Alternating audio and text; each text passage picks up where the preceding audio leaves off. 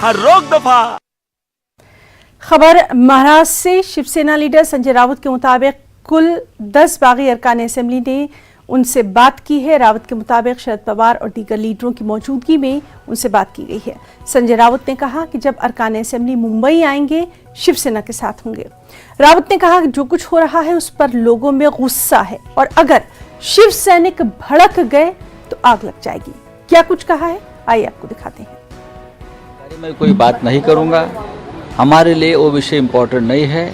आप महाराष्ट्र के बारे में पूछिए। सर, नेशनल एग्जीक्यूटिव की जो मीटिंग है उसमें क्या आज एकनाथ शिंदे और रामदास कदम पर एक्शन लिया जाएगा? क्या उन्हें नेता के पद से हटाया जाएगा?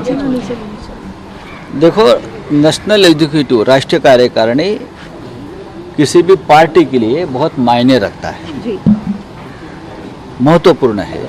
आज की हमारी जो कार्यकारिणी की बैठक है और हम वहाँ जाएंगे, बैठेंगे, पूरी कार्यकारिणी वहाँ रहेगी, बहुत से निर्णय होंगे, पार्टी के वर्तमान के बारे में सोचेंगे, भविष्य के बारे में सोचेंगे, पार्टी का विस्तार के बारे में सोचेंगे, कुछ नई नियुक्तियाँ करेंगे।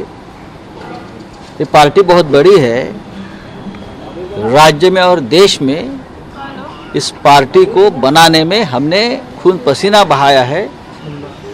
बाला साहेब ठाकरे जी हो, उद्धव ठाकरे जी हो, सभी कार्यकर्ता हो, तो ये पार्टी इतनी आसानी से कोई हाईजैक नहीं कर सकता, सोच भी नहीं सकता। ये पार्टी हमारे खून से बनी हुई पार्टी है।